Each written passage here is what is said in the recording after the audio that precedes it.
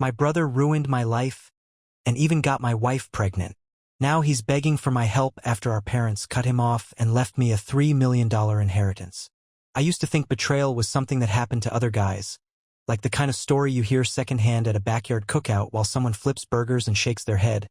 But then one cold Wednesday in early January 2026, I found myself standing in a parking lot outside an urgent care in the northwest suburbs of Chicago, staring at my phone like it had teeth. The sky was that washed-out winter gray that makes everything look tired, the kind of day where the wind sneaks under your jacket and you start questioning every decision you made that led you outside. I had driven there because my wife, Megan, said she was dizzy at work, and my first instinct was the boring husband instinct, the one that packs crackers in the glove box and keeps an extra phone charger, the one that believes if you just do the responsible thing then life will keep making sense. She texted me that they were running tests and I should come, and I came, thinking it was anemia or a virus or something we would laugh about later while our coffee got cold on the kitchen counter. When the nurse called us back, Megan held my hand like she always did. Nails painted a soft neutral color because she worked in an office where they liked people to look calm and tidy. And I remember this small detail because my brain clung to normal things while the world quietly rearranged itself. The doctor was a man about my age with a kind face and a wedding ring, and he asked Megan some questions with the gentle tone doctors use when they already know the answer. He said her blood pressure was low and her labs looked fine, and then he looked at a urine test and smiled in that practiced way and said, "Congratulations, you are pregnant." Megan did not smile. Megan did not squeeze my hand. She stared at the floor like it had suddenly turned into a trapdoor, and my stomach did that slow, sinking thing like when an elevator drops a little too fast. I tried to be the guy who recovers quickly, the supportive guy, the guy who says we can do this, but the math in my head was already running without my permission because I knew the last time we had been together was not recent enough for that test to make sense. In the car, parked under a crooked light pole that made everything feel even more fluorescent and wrong, Megan finally spoke, and her voice sounded like it came from a hallway far away. She said she needed to tell me something and she was scared. I told her to tell me, and I meant it because I still had that stubborn belief that if you face things head on you can wrestle them into a shape you can live with. She said the baby might not be mine, and I felt my heart do this ridiculous flutter, like a bird trapped in a garage. And then she said a name I had known my entire life. She said it might be my brother's. She said Liam. And it did not land as one big explosion at first. It landed like a series of heavy boxes being stacked on my chest, one after another until breathing became a choice. Liam had always been the kind of guy who could walk into a room and bend the air toward him. When we were kids, he was the one teachers liked, the one coaches slapped on the back, the one who could grin his way out of trouble.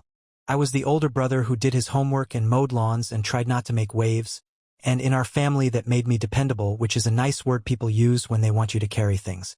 Our parents adored him in this loud, open way, like they were proud to be photographed next to him, and they loved me in a quieter way that mostly sounded like reminders to be patient.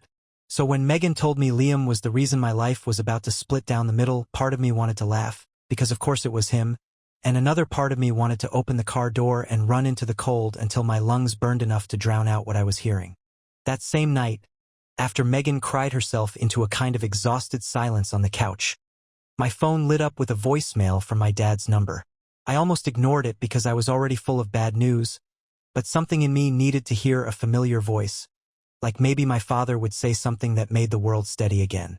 Instead, I heard my dad sounding older than he had ever sounded, and he said he and Mom had made changes to their estate plan and I would get a call from their attorney, and he said Liam was cut off, and he said the only reason he was calling was because he wanted me to know before Liam did. My hands started shaking, not because of the money, even though $3 million is not a number you just casually fold into a normal life, but because the timing felt like a cruel joke, like the universe was stacking conflict on top of conflict until the structure groaned. Betrayal in the afternoon. Inheritance at night. My brother's name threaded through both like a poison stitch. I sat at the kitchen table long after Megan went to bed, listening to the refrigerator hum and the heat kick on and off. And I thought about how my life had been so ordinary just a week ago. I had a job in IT project management, a mortgage, a dog that shed like it was paid to do it, and a marriage that I believed was bruised in the normal ways, the way marriages get when you are busy and tired and you stop noticing each other's small kindnesses. Now I had a wife carrying a child that might be my brother's, and parents who were effectively handing me a fortune and a moral problem at the exact same time. I remember whispering to myself, almost like a prayer. I cannot do this.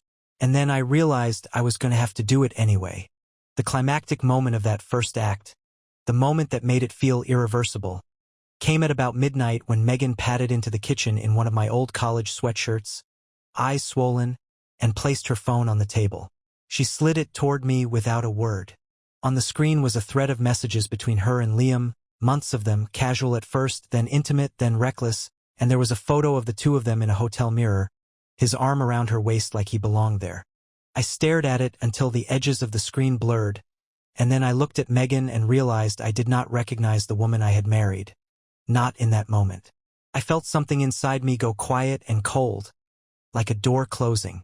The next few days were a blur that still feels unreal when I think about it, like I watched my own life through a cheap security camera feed.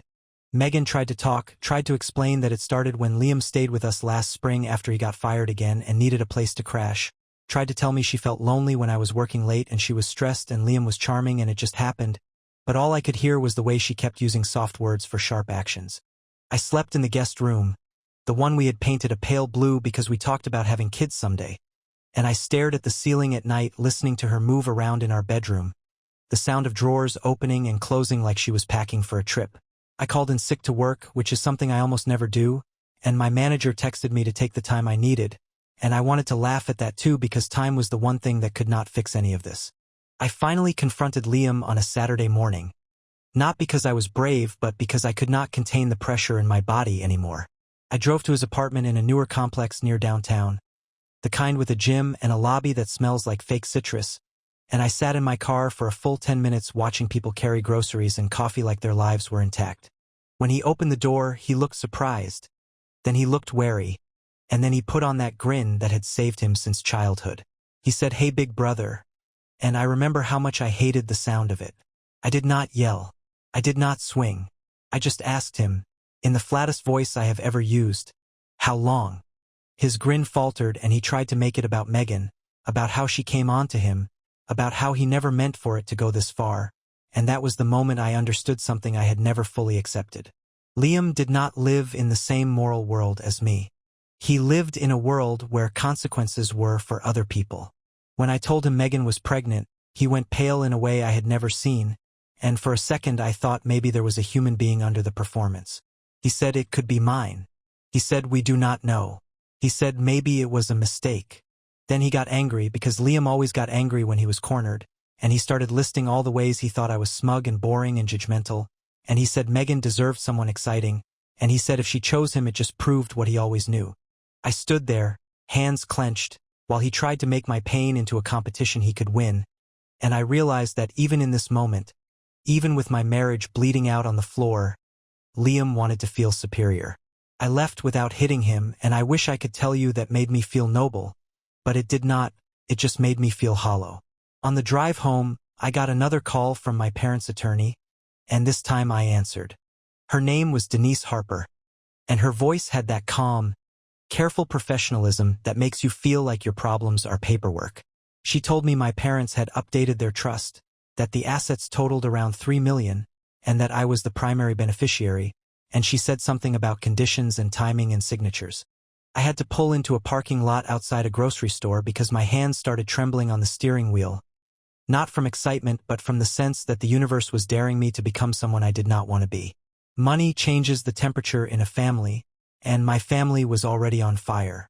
By Monday, the story began leaking. I had not told anyone except my best friend, Marcus, who I have known since community college, the kind of friend who shows up with a six-pack and does not ask questions until you are ready. But Liam told someone, or Megan did, or maybe truth just has a way of escaping through cracks. My aunt called and left a voicemail saying families make mistakes but blood is blood. My mom texted that she needed to talk and used too many heart emojis, like that could soften the wreckage. A couple of cousins sent messages that were basically gossip with sympathy sprinkled on top. Meanwhile, Megan's sister posted a vague quote on social media about forgiveness, and I wanted to throw my phone into the snow. The obstacles piled up fast. Megan wanted to stay in the house. I wanted her gone. She cried and said she had nowhere to go and she was scared. I tried to hold on to some shred of decency, because I was raised to believe you do not abandon pregnant women, even if they are the ones who lit the match, and that belief made everything more complicated. My parents wanted a family meeting. Liam refused to speak to them unless they apologized for cutting him off. Denise Harper needed me to sign documents. My job needed me back on Monday. And in the middle of all of it, there was this growing dread that the baby might not be mine, and that if it was not mine, then the child I would see in Megan's face later would be a permanent reminder of Liam's hand in my life.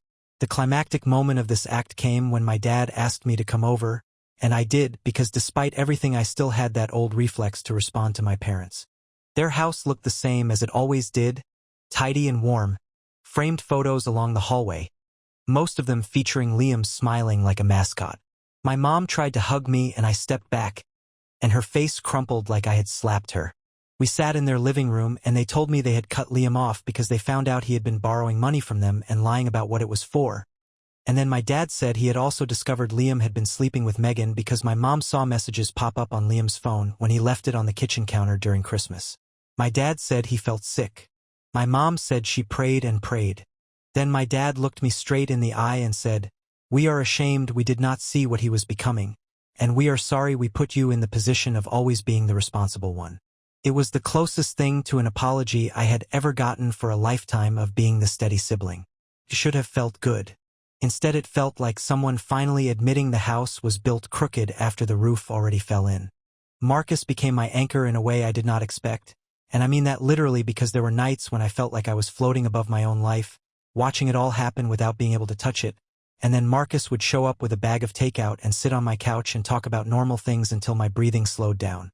He did not tell me to man up or forgive or move on. He just listened and occasionally said, "That is messed up," and somehow that simple honesty gave me more relief than all the advice in the world. One night, after Megan went to her sister's for a few hours, Marcus sat at my kitchen table with my laptop open and started looking up what happens legally when paternity is uncertain, what rights I had, what responsibilities I could accidentally accept if I signed the wrong form at the wrong time. It was not dramatic help. It was practical help. But practical help is what saves you when your emotions are trying to drown you. Around this time, Denise Harper asked me to come into her office to go over the trust details, and I went because my brain wanted something concrete, something that could be outlined and filed and stamped. Her office was downtown, all glass walls and muted art, and she offered me water like we were discussing landscaping instead of family collapse. She explained that my parents had structured the inheritance so it would transfer to me quickly, and she said they had included a letter of wishes, not legally binding, but a statement of intent. She slid an envelope across the desk. I opened it with hands that felt clumsy, and inside was my father's handwriting, and the first line made my throat tighten. He wrote that he loved both sons, but he could not keep enabling Liam, and he wrote that he was leaving me the money because I would use it responsibly, and then he wrote the sentence that changed how I saw the situation. He wrote that he hoped I would use some of it to protect myself and some of it to protect the child, regardless of who the father was, because the child would be innocent either way. That line hit me like a quiet punch. I had been thinking in terms of revenge and fairness and what Liam deserved. My father had dragged the spotlight onto the one person who had no say in any of this. The unexpected discovery did not stop there. Denise, careful but direct, told me that Liam had already called her office trying to get information, claiming he was owed a share, claiming I had manipulated my parents. She said she could not share details with him. She also told me, in a tone that suggested she was stepping slightly outside her professional lane, that my parents had been paying Liam's rent for years and had recently discovered he was also taking out loans in their name. She said there were documents. She said the bank was involved. The betrayal expanded beyond my marriage into something larger. Like Liam had been draining the family from multiple angles and still felt entitled to more. I went home that evening and found Megan sitting at the kitchen counter with a cup of tea she was not drinking, eyes fixed on nothing. She asked me if I hated her, and I told her I did not know what I felt, which was true because hate takes energy and I was running on fumes. Then she said something that surprised me. She said Liam had promised her that if things fell apart, he would step up, that he would take care of her, that he would not let her be alone. She said when she told him she was pregnant, he panicked and stopped answering calls. She said she realized in that moment that she had confused attention with love. She did not say it in a way that begged for pity, more like she was admitting she had been conned by her own cravings. I wanted to feel satisfaction hearing Liam had abandoned her too, but all I felt was exhaustion and this weird grief for the version of my life that had been naive enough to think loyalty was a shared value. A few days later, Liam showed up at my front door. It was snowing lightly, and he looked smaller than I remembered, shoulders hunched, hair messy, eyes bloodshot like he had not slept. He tried to start with charm, calling me buddy, asking if we could talk, and I stood there with the door half open like I was guarding my own home from a storm. He said he was in trouble. He said our parents had cut him off, his landlord was threatening eviction, and he had made some bad choices. He said he knew he messed up with Megan, but he said I had to understand he was going through a lot, and then he dropped the real bomb. He said Megan told him about the inheritance, and he said, "Look, you have $3 million coming, you can help me get back on my feet, and we can fix this as a family." He said fix. He said family. He said it like he was offering me a deal on a used car. The climactic moment of Act 3 came when I told him to leave, and he did not, and instead he stepped closer and lowered his voice like he was sharing a secret. He said, "You do not even know if that baby is yours, do you?" And I felt my vision narrow. Then he said, "If it is mine, you do not want that tied to you forever, so help me disappear, help me get out of state, help me start over, and it will be better for everyone." That was when I saw him clearly, not as my brother, not as the kid I used to share a bunk bed with, but as a man willing to treat a child like an inconvenience and treat me like an ATM. I told him, through clenched teeth, "Get off my property." He laughed, a short bitter sound, and said I always thought I was better than him. Then he walked into the snow, and the door clicked shut behind him, and the house felt colder even with the heat running. After Liam left, I sat on the stairs with my head in my hands and felt something in me shift from shock to resolve. There is a point in any crisis where you either keep reacting or you start making decisions, and I was done reacting. The next morning, I called Denise Harper and asked what my options were if Liam tried to contest the trust or harass me for money. She talked me through protective steps, and she recommended a family law attorney for the divorce and paternity issues. Marcus drove with me to meet that attorney, a woman named Renee Alvarez who had the kind of directness that feels rude until you realize it is mercy. Renee told me that if Megan had the baby while still married to me, Illinois law could presume I was the father unless steps were taken, and she said we needed to handle it carefully, not with anger but with strategy. She also said something that stuck. She said you can be kind without being reckless. I wrote that down in my phone because I needed the reminder. Megan and I had a brutal conversation in the living room, sitting on opposite ends of the couch like strangers waiting for a bus. I told her I would file for divorce. She cried, but not with the dramatic panic from before, more like quiet resignation. I told her we would do a paternity test as soon as possible, and she nodded. She asked me if I would still be in the baby's life if it was not mine. I told her I could not promise anything because I did not trust myself to know what I could handle. That honesty made her flinch, but it was the only thing I could give her that did not feel like a lie. Then Liam escalated things because of course he did. He started texting me from different numbers after I blocked him, sending messages that bounced between pleading and threatening. He said I owed him because I was always the lucky one. He said our parents were brainwashed. He said he would tell everyone private things about Megan and me. He said he would contest the inheritance. He even said he would go to my job and cause a scene. I showed the messages to Renee, and she told me to document everything. Denise said the same. Marcus helped me install security cameras because suddenly I did not trust the peace of my own driveway. It felt ridiculous and necessary at the same time. The worst moment came a week later when I got home from work and found Liam sitting on my back porch like he lived there. Hood pulled up, knees bouncing, cigarette smoke curling into the cold air. I do not even know how he got into the yard because the gate was latched. But he was there, and I felt my heartbeat spike with the kind of fear that makes you angry. He stood when he saw me and said we needed to talk now.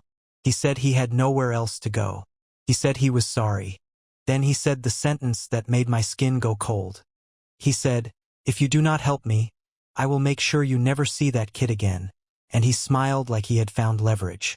I remember my hands shaking as I unlocked the door, not letting him in, keeping the barrier between us. I told him to leave or I would call the police. He laughed and said our parents would hate me for that. He said I could not ruin him because family. Then my neighbor's porch light clicked on and my neighbor, Mr. Donnelly, stepped outside in slippers and yelled, "Everything all right over there?" And Liam's confidence wavered for half a second. That half-second mattered because it reminded me I was not trapped in a private nightmare. I was in a neighborhood where other people existed and witnesses existed and accountability existed. I walked inside, called the police, and waited. Liam banged on the door and shouted insults I will not repeat, and I stood there with my back against the wall, phone to my ear, feeling like a kid again, feeling that old dynamic where Liam could be loud and I was expected to absorb it. When the squad car rolled up and the blue lights washed across the snow, Liam's face changed, and he tried to switch to a wounded victim act, but it did not work. The officers told him to leave. He argued. They escorted him out. He spat toward my porch and said I would regret it. And then he was gone, swallowed by the night. Everything felt raw after that, like the world had been sanded down too hard.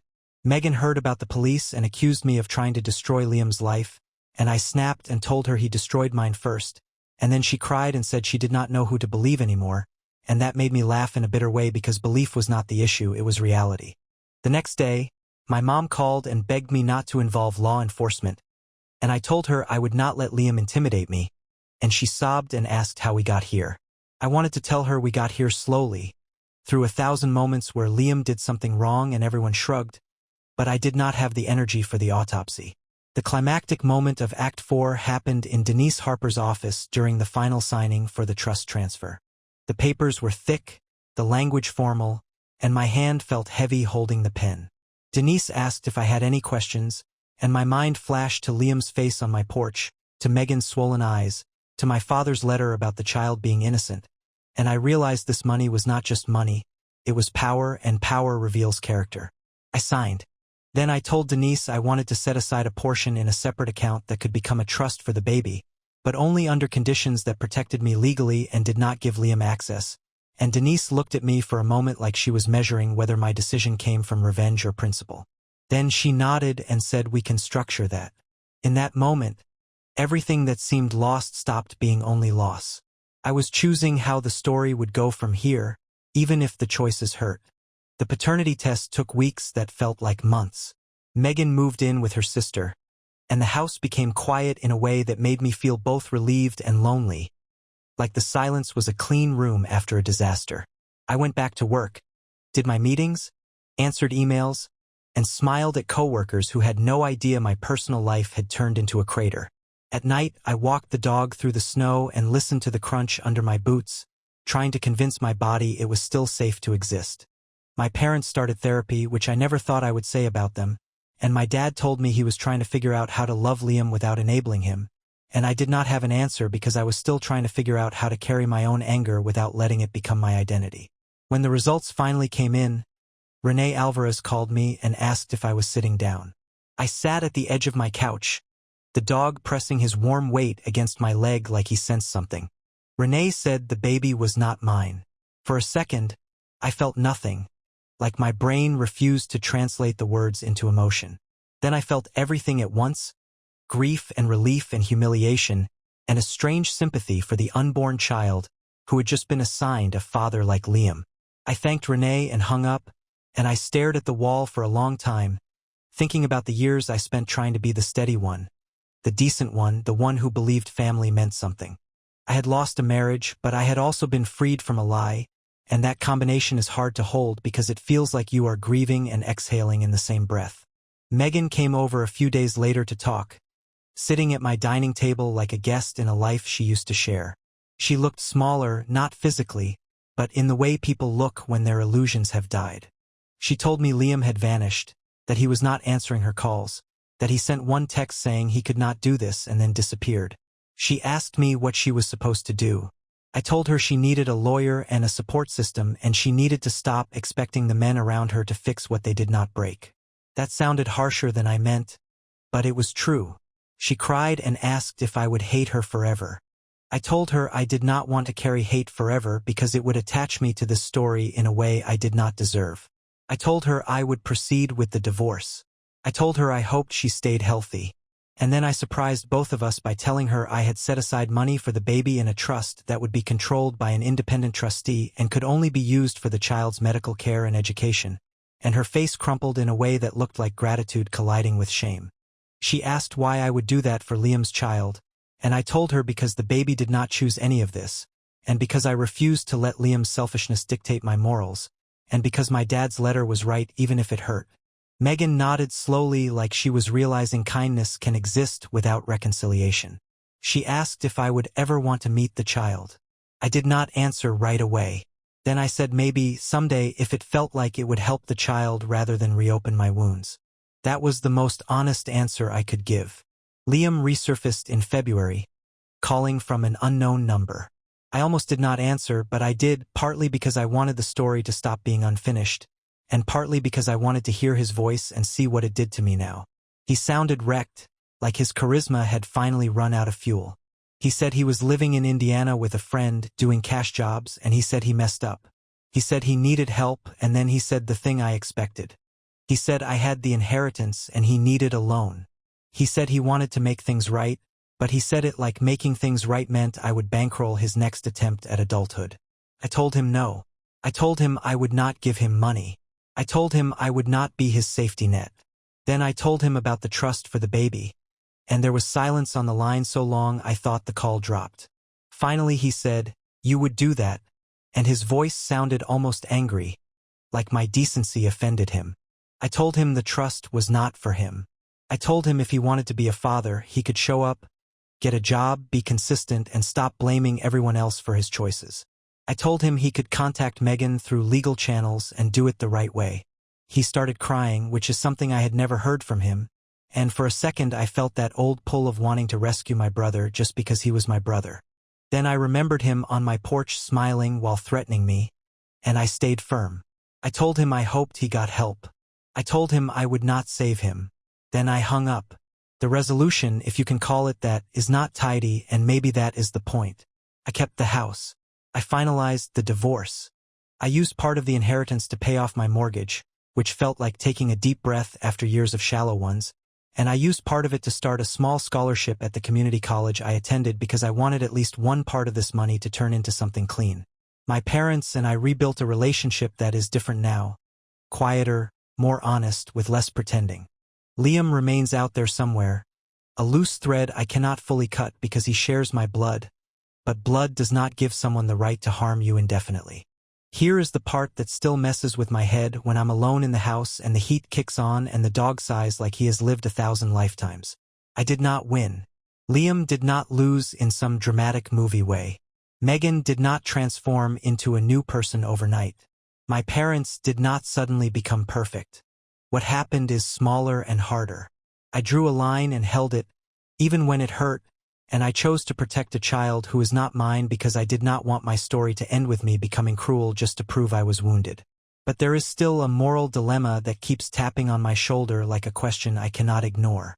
If that child grows up and wants to know who I am, if the child looks like my family, if the child shows up someday with Liam's eyes and Megan's nervous hands and asks what happened, do I tell the truth in full and risk poisoning the child against their own parents? Or do I soften it and risk teaching them that betrayal should be wrapped in polite language? I do not know the answer yet. I just know that the choices we make after betrayal are where our character shows up, and I am trying, day by day, to make choices that let me sleep at night without feeling like I became my brother to survive him.